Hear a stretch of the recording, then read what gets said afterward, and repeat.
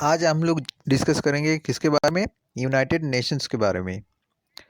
तो पहले हम लोगों को जानना है कि यूनाइटेड नेशन क्या है। देखो, यूनाइटेड नेशन एक संस्था है जिसे बनाया गया सेकेंड वर्ल्ड वॉर के बाद। दैट मीन्स 1945 के बाद 1945 में ये यूएन का स्थापना हुआ है। ठीक है, जिसका हेडक्वार्टर कहाँ है? Headquarter New York.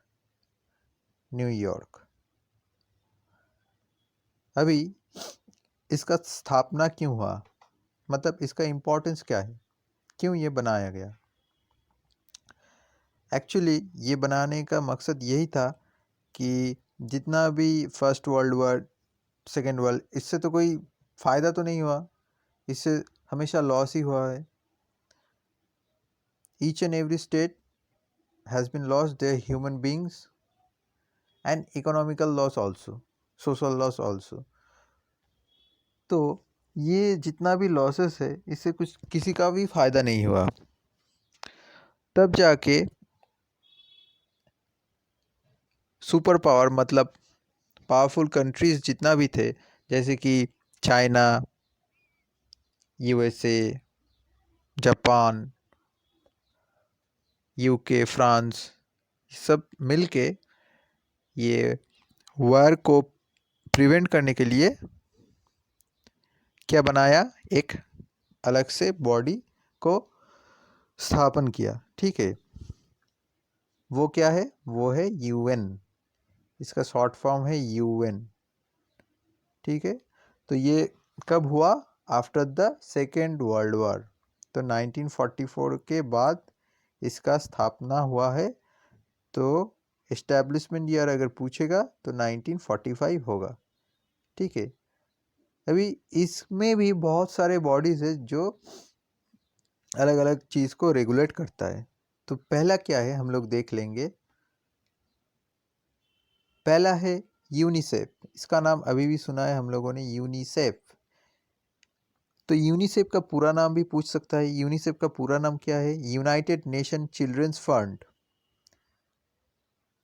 तो जितना भी यहाँ पे चिल्ड्रंस है उसके विकास के लिए ये काम करता है। और ये ऐसा नहीं है कि ये इंडिया में काम करता है, बाकी देशों में भी करता है। तो ये जो यूनिसेफ है, ये यूनिसेफ किसके लिए काम करता है? सभी कंट्रीज़ में जहाँ पे चिल्ड्रन का देखभाल होने में फंडिंग आता है। ठीक है, तो पहले थोड़ा जान लेते हैं इसके बारे में। United nation international children's emergency fund. तो जितना भी यहाँ पे एनजीओज वगैरह है वो सब के लिए ये यूनिसेफ से पैसा वगैरह आता है। तो ये सेटअप किसने किया है? ये भी क्वेश्चन आ सकता है। देखो, ये यूएन ने सेटअप किया है, UN general assembly to help children. किस लिए? इसका मूल कारण क्या है? To help children who suffer during the second world war. ठीक है, मगर इसका इम्पोर्टेंस अभी भी है। अभी तो वर्ल्ड वॉर तो नहीं है, तो अभी भी जितने जिन लोगों को विकास नहीं हो रहा है, पैसे नहीं है वगैरह वगैरह, जैसे मान लो कि स्कूल जाने की सभी का क्षमता नहीं है, घर बार नहीं है, तो वो सब चाइल्ड के लिए ये यूनिसेफ काम करता है। ठीक है, एक्चुअली ये अभी स्ट्रीट चिल्ड्रन या फिर डिप्राइव चिल्ड्रन के लिए काम करता है। ठीक है, it also created to the need of children in post war in Europe. तो इसका मतलब क्या हुआ कि यूरोप में वॉर के बाद, ठीक है, यूरोप में वॉर के बाद भी ये काम करता रहा। ठीक है, कैसा काम? वही चिल्ड्रन का क्या ग्रोथ के लिए। तो अभी क्या कर रहा है ये? Later it began fulfill the need of the all developing nations in the world. Developing nations मतलब जो आगे नहीं उभर के नहीं आ सकता है, मतलब अभी आ नहीं रहा है। जैसे डेवलपिंग नेशंस कौन सा है, India, maximum Asian countries are developing countries. India के जैसे पाकिस्तान, बांग्लादेश, सभी ये डेवलपिंग कंट्रीज है। अभी भी इसमें डेवलप करने के लिए बहुत सारी चीज़ है, तो वहाँ पे ये यूनिसेफ ज़्यादा से ज़्यादा काम करता है। ठीक है, तो ये यूनाइटेड नेशन चिल्ड्रंस फंड, इसको देख के पता चल रहा है कि ये चिल्ड्रन के लिए काम कर रहा है, तो इसमें को तो कोई दिक्कत नहीं आना चाहिए। नेक्स्ट पार्ट क्या है, the agency is known as the United nation children's fund. ठीक है, वो तो हो गया। अभी इसका देखो, न्यूयॉर्क यूएन का भी हेडक्वार्टर है और इसका भी है हेडक्वार्टर, न्यूयॉर्क इसका भी है, मतलब यूनिसेफ का हेडक्वार्टर भी न्यूयॉर्क है। और इसमें देखो, more than 200 office in developing countries, तो इंडिया के जैसे बहुत सारे कंट्री है, देख लो 200 कंट्रीज यहाँ पे बोल रहे हैं। तो इंडिया के जैसा एशिया में बहुत सारे कंट्री है, जैसे अफगानिस्तान, ईरान, इराक, ये सब करके, बांग्लादेश, फिजी, ऐसा। फिजी मतलब फिजी तो यहाँ पे नहीं है, फिजी है साउथ अमेरिका, और साउथ अमेरिकन कुछ अंडर डेवलप कंट्री, और अफ्रीकन कुछ अंडर डेवलप कंट्री, ये सब मिला के more than 200 office in developing countries यहाँ पे है। ठीक है, जो चिल्ड्रंस को लेके काम कर रहा है। नेक्स्ट देख लेते हैं, UNICEF depends on voluntary contribution made by the government of many countries, donations made by private agencies. देखो, मैंने पहले ही बोला था यूनिसेफ किस किस के साथ काम कर रहा है अभी, जो वॉलंटियरी कंट्रीब्यूशन करना चाहता है, मतलब जो जिन लोगों का मदद करना अच्छा लगता है, वो सब यहाँ पे डोनेट भी करते हैं। तो प्राइवेट एजेंसीज वगैरह वो कौन है, वो है एनजीओज भी यहाँ पे काम कर रहे हैं, तो उसका भी फंडिंग होता है। ठीक है, तो मेन ऑब्जेक्टिव क्या है, मेन ऑब्जेक्टिव क्या है, the objective of UNICEF is to look after the welfare of children specially in developing countries. तो किसका उन्नति को लेके ये लोग चिंतित है, चिल्ड्रन को। तो चिल्ड्रन का डेवलप करना ही कहाँ पे, डेवलपिंग कंट्री जैसे थोड़ा पीछे वाला जितना भी कंट्रीज है उसके लिए ही काम कर रहे हैं, और इसका मेन मोटो बोलो या ऑब्जेक्टिव बोलो, वही है। तो क्या क्या काम करता है ये यूनिसेफ, क्या क्या काम करता है, वो भी हम लोगों को जानना है। तो पहले देखो, it protects children who struggle for survive, have health conscious and look after their wellbeing. तो सीधी सी बात है, जिसके आगे पीछे कुछ नहीं है, जिसके लिए मतलब कल क्या होगा कुछ नहीं पता, मतलब जीने के लिए स्ट्रगल कर रहा है, तो उसका हेल्थ को लेके, उसका एडुकेशन को लेके जितना भी काम करता है वो सब यूनिसेफ करता है। ठीक है, और it provide service in primary health care, तो प्राइमरी हेल्थ केयर का भी, और न्यूट्रिशन। देखो, जिसके आगे पीछे कुछ नहीं, कोई नहीं है, तो उसका तो न्यूट्रिशन अच्छा तो नहीं होगा, खाना वाना तो बहुत सारे अच्छा तो नहीं मिलेगा, तो उसको लेके भी। और बेसिक एडुकेशन मतलब जो 1 to 8 का एडुकेशन है, 1 to 4 का एडुकेशन है, वो सब देखो थोड़ा बहुत मिलता है, इतना नहीं कि पूरा मिलता है, मगर कुछ ना कुछ मिलता है। अगर कोई चाहता है तो उसमें भी आगे बढ़ सकता है। तो वो चांसेस कौन देता है, यूनिसेफ देता है, through different government projects and support of NGO. ठीक है, नेक्स्ट क्या है, it provides technical supplies and sanitary material related to education such as papers and text books. तो देखो, ऐसा नहीं कि कुछ टीचर के सामने आ गया और कुछ पढ़ के चला गया है। ऐसा करने से नहीं होगा। उसके पास तो खाने के पैसे नहीं है तो वो क्या करेगा? तो उसके लिए सभी प्रोवाइड करना पड़ेगा, मतलब कॉपी पेन से लेके सब प्रोवाइड करना पड़ेगा। जितना भी एनजीओज है ऐसा काम करता है, ठीक है। और ये भी किसका मेन फंक्शन है? यूनिसेफ का। तो ये जितना भी रिलेटेड थिंग्स है तो वो यूनिसेफ कंट्रोल करता है, ठीक है। It takes several steps to prevent disease such as tuberculosis, जो हम लोग टीबी कहते हैं, और मलेरिया एंड स्किन डिजीज, इस सब से प्रिवेंट करता है, ठीक है। It also speaks on behalf of children and upholds the convention of rights of the children and work for its implementation. तो हम लोगों के यहाँ पे कॉन्स्टिट्यूशन तो तुमने पढ़ा है, तो उसमें बहुत सारे चिल्ड्रन के लिए राइट्स है। तो वो सब ठीक तरह से इम्प्लीमेंट हो रहा है कि उसको भी देखता है ये यूनिसेफ, ठीक है। अभी थोड़ा बहुत जान लेते हैं यूनिसेफ प्रोग्राम इन इंडिया। देखो यूनिसेफ का जो प्रोग्राम है इंडिया में क्या क्या प्रोग्राम हुआ था। पहले, the government of India with assistance provided by UNICEF has launched the National Mission for Drinking Water and National Literacy Mission। तो ये जो नेशनल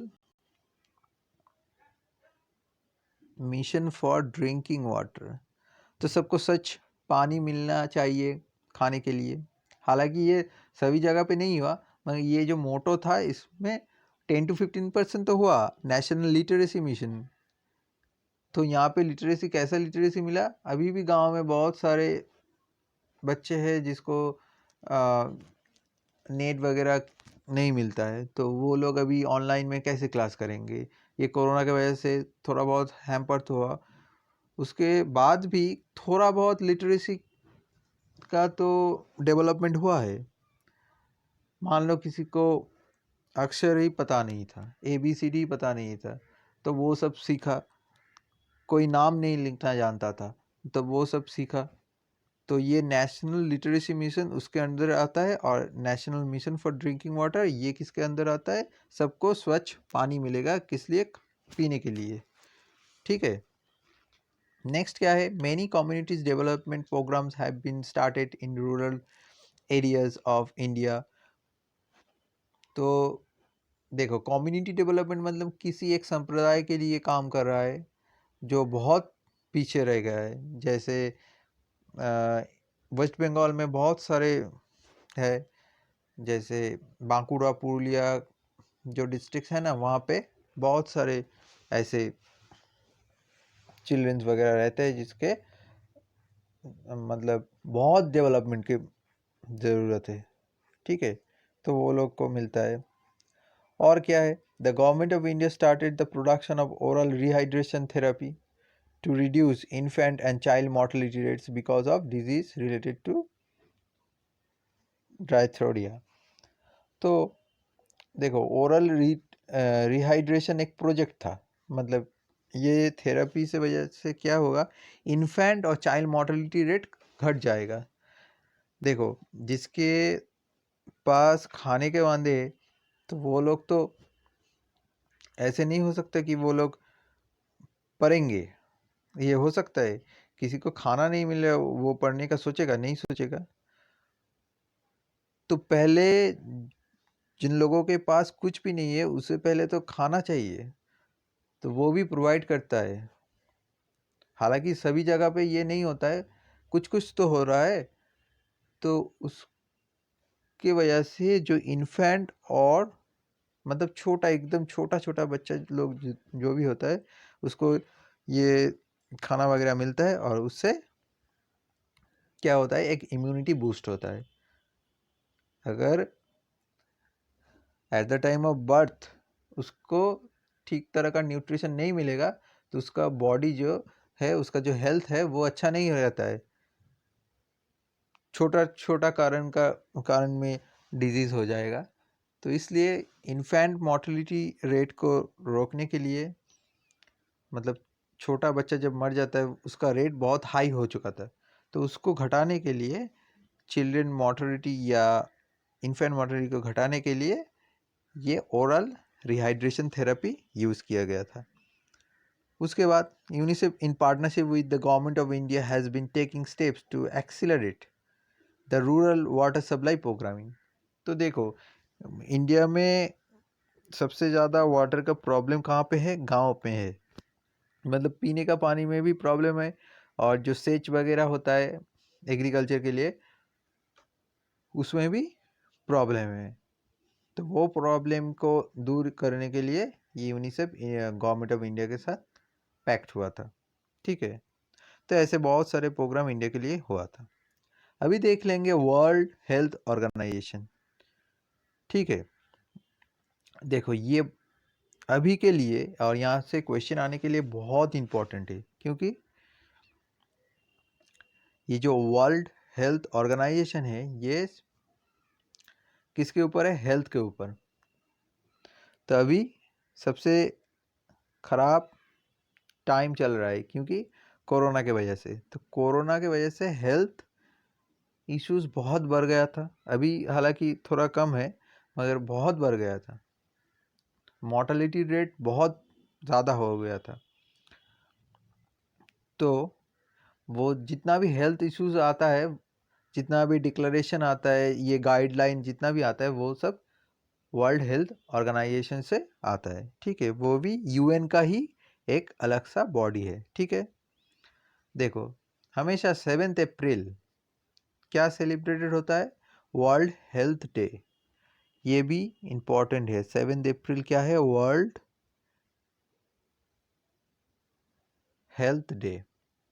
ठीक है, अभी इसका ऑब्जेक्टिव क्या है? देखो, the objective of the world health organisation is to make effort to help people to reach the highest level of health. मतलब किसी को भी कोई भी हेल्थ इश्यूज ना हो। हालांकि ये हो नहीं सकता, कुछ ना कुछ तो हमेशा ही होगा। फिर भी किसी का भी हेल्थ इश्यूज कोई ना हो, छोटा छोटा कारण में कोई मर जाएगा, ऐसा आए दिन नहीं होना चाहिए। इसलिए कुछ गाइडलाइंस, कुछ डॉक्टर्स चेम्बर, जैसे कि जहाँ पे फ्री में मिलता है दवाई वगैरह, वो सब प्रोग्रामिंग कौन क्रिएट करता है? वो वर्ल्ड हेल्थ ऑर्गेनाइजेशन से क्रिएट होता है। ठीक है, और उसके लिए सपोर्ट चाहिए। बहुत सारे कंट्री में ये वर्ल्ड हेल्थ ऑर्गेनाइजेशन काम कर रहे हैं। जो पोलियो जो है, पोलियो अभी नहीं है इंडिया में, पोलियो एबोलिश हो गया। तो इतना अच्छा काम कौन किया? ये यूनिसेफ वाले और वर्ल्ड हेल्थ ऑर्गेनाइजेशन वाले, ये सब मिला के ये काम किया है। तो एक दिन में तो नहीं होता, ये बहुत टाइम लगता है, उस हिसाब से चलता है ये। तभी कोई किसी का भी पोलियो नहीं होता है। ठीक है, तो द हेडक्वार्टर ऑफ हु कहाँ पे है? देखो, वर्ल्ड हेल्थ ऑर्गेनाइजेशन का हेडक्वार्टर जेनेवा। जेनेवा कहाँ पे है? स्विट्ज़रलैंड। ठीक है, अभी फंक्शंस देखेंगे, कितना फंक्शंस है। देखो, it helps countries to improve their health system. तो हेल्थ सिस्टम कैसे इम्प्रूव करेगा? नंबर ऑफ डॉक्टर्स बढ़ जाएगा, नंबर ऑफ फैसिलिटीज़ बढ़ जाएगा। अभी देखो इंडिया में हाल ही में किसका कमी था? वेंटिलेटर का कमी था, जिस वजह से बोल रहे थे कि अगर ऐसे कोरोना पेशेंट्स बढ़ जाएगा तो उसके लिए जगह कम पड़ जाएगा, और विदाउट ट्रीटमेंट बहुत सारे लोग मर जाएंगे। तो जो एक्स्ट्रा फैसिलिटीज़ है उसको बढ़ाना ही ये वर्ल्ड हेल्थ ऑर्गेनाइजेशन का काम है। तो यहाँ पे इंडिया में अभी जो सिचुएशन आया, तो उससे कुछ सीख मिलेगा, उससे थोड़ा बहुत डेवलपमेंट भी होगा मेडिकल पर्पस में। जैसे एम्स है ना, दिल्ली में एम्स, तो इतना एम्स एम्स जैसा हॉस्पिटल्स भी खोलेंगे जिसमें सुपर स्पेशलिटी फैसिलिटी मिलेगा, ठीक है, बहुत कम खर्चा में मिलेगा, यही यहाँ का मोटो है। और बहुत सारे डिजीज को एकदम एलिमिनेट कर सकेंगे ओपीवी के जैसे। ओपीवी मतलब ओरल पोलियो वायरस, ठीक है। हु has launch important programmes to immunise child against measles. Measles भी एक अलग तरह का डिजीज है। Diphtheria, tetanus, tuberculosis, polio and whooping cough. तो ये सभी के अगेंस्ट में बहुत सारे कैंपेन कर रहे हैं। तो ये हुआ तो क्या करेंगे, जितना जो कैंपेन होता है वही इस लोगों का काम है। It promotes research studies to cure the prevent disease. तो जितना भी रिसर्च वगैरह होता है इसका एक अलग सा विंग है, वहाँ पे रिसर्च होता है। तो ये ऐसा जितना भी डिजीज है उसे कैसे लड़े उसके अगेंस्ट में। It aims towards fighting disease and preventing them from spreading. देखो स्प्रेडिंग बोल रहे तो अभी हम लोगों ने देखा है कोरोना कैसे रोका जाए, ब्रेक द चेन, ये एक बात हुआ था। तो कैसे break the chain, lockdown, by implementation of lockdown we can break the chain of corona, and that is a fact also।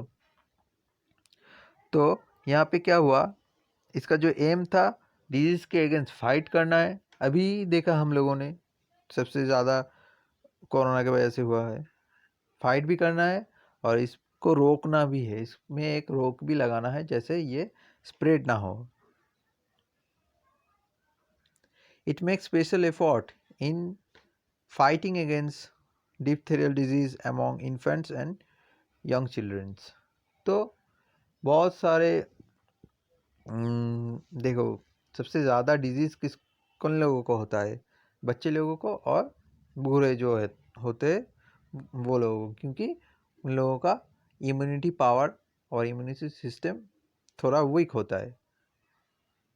तो उस सब के अगेंस्ट भी कुछ कुछ इसका फॉर्मूलाज, कुछ कुछ प्रिवेंशन है, ठीक है। तो हम लोगों ने देखा यूएन क्यों बनाया, और यूएन का अंदर में जितना भी ऑर्गेनाइजेशन है उसमें यूनिसेफ और वर्ल्ड हेल्थ ऑर्गेनाइजेशन को WHO। अभी देख लेंगे United Nation educational scientific and cultural organisation. इसमें क्या है, United Nation education scientific and cultural organisation वो कब सेटअप हुआ, 1946 में, 4 नवंबर, ठीक है। इसका फंक्शन क्या है, देखो पहले यहाँ का जो फुल फॉर्म है उसमें education scientific and cultural organisation, तो ये टोटली एजुकेशन रिलेटेड है, ठीक है। जैसे to work for education of literacy by encouraging distance education and open school system. देखो डिस्टेंस एजुकेशन अभी चल रहा है, मान लो किसी का कोई वजह से स्टडी छूट गया था तो बाद में वो सब कॉलेज में जाके काम करेगा, उसके बाद रेगुलर कॉलेज करेगा, ये तो नहीं हो सकता।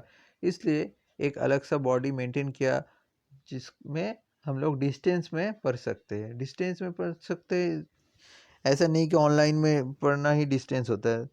मतलब बहुत सारी यूनिवर्सिटीज़ है वो ये सब कोर्सेज ऑफर करते हैं जिसमें रेगुलर क्लास नहीं करना है, तुम हफ्ते में 1 दिन या 2 दिन का क्लासेस होता है। जैसे कि वो लोगों का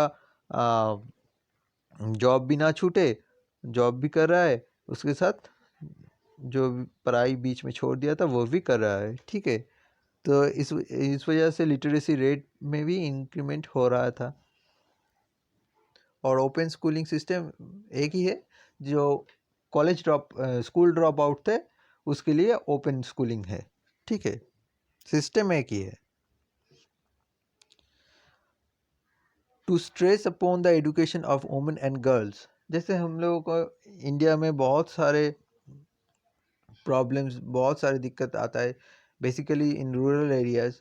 गर्ल्स का एम्पावरमेंट को लेके, मतलब हम लोगों का जो सोशल सिस्टम है वो मेन रिलेटेड है, इसलिए यहाँ पे बहुत सारे प्रॉब्लम है।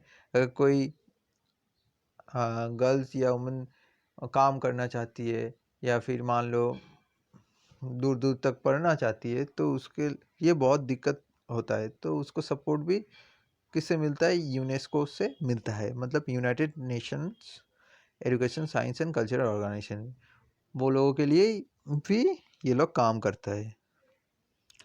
और क्या है? To finance the education of disable children. Disable children, disable का मतलब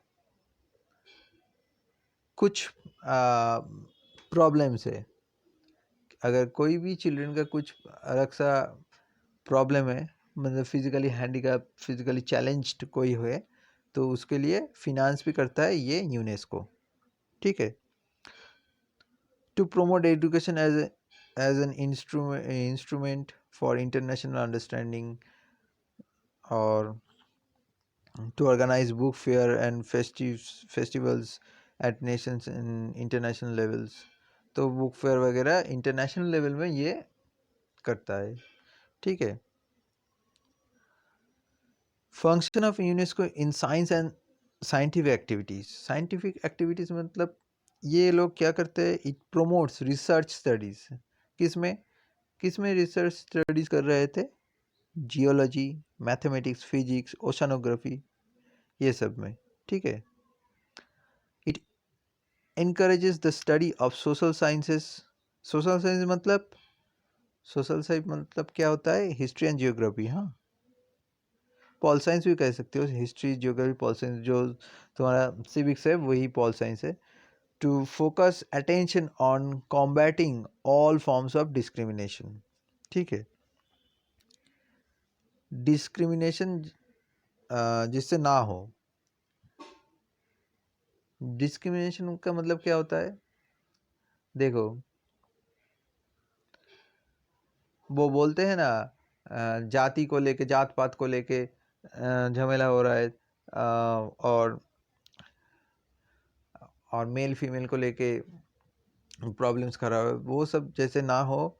सोशली सभी सोशल बैलेंस बना रहे, इसलिए वो लोग इनकरेज करते हैं। ठीक है। It helps in correcting imbalance in the existing scientific and technological man power.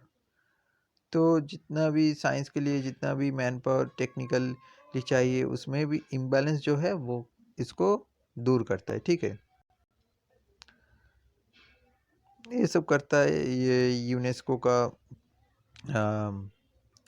UNESCO UNESCO भी बिगिनिंग में ही था, तो 1946 में यूनेस्को था। ठीक है। उसके बाद क्या हुआ? In 1949 a national commission of corporation with UNESCO was set up by government of India. तो ये इंडिया में स्पेशली हुआ। ठीक है। एक national commission of corporation UNESCO के साथ जुड़ गया था। दिस कॉन्सिस्टेड ऑफ 5 सब कमिटीज। तो ये 5 सब कमिटीज यहाँ पे थे। क्या क्या थे? एडुकेशन था, उसके बाद सोशल साइंसेस था, नेचुरल साइंसेस था। देखो, सोशल साइंस में history, geography, pol science, civics ये सब होता है। नेचुरल साइंस में बायोलॉजी, फिजिक्स, केमिस्ट्री ये सब होता है। कल्चरल एंड कम्युनिकेशन में बाकी ओशनोग्राफी ये सब आता है। ठीक है। जियोलॉजी ये सब आएगा। नेक्स्ट क्या है? The national commission. The National Commission promotes the programs of UNESCO and helps send the people to participate in the international conferences। तो बहुत सेमिनार्स, वर्कशॉप, तो जितना भी साइंस से रिलेटेड ये जो नेशनल कमीशन जो इंडिया में बनाया गया था, जो यूनेस्को के साथ जुड़ गया था, वो क्या करता है? वो कॉन्फ्रेंस, सेमिनार, इस सब को ऑर्गेनाइज करता है। जितना भी वर्कशॉप्स होते हैं उसको ऑर्गेनाइज करता है। ठीक है। तो UNESCO provides funds and various expert service for the protection and maintenance of several historical monuments। historical monuments जैसे क्या है? historical monument, ताजमहल, ऐसा बहुत सारे historical जो monuments है यूनेस्को का लिस्ट में है।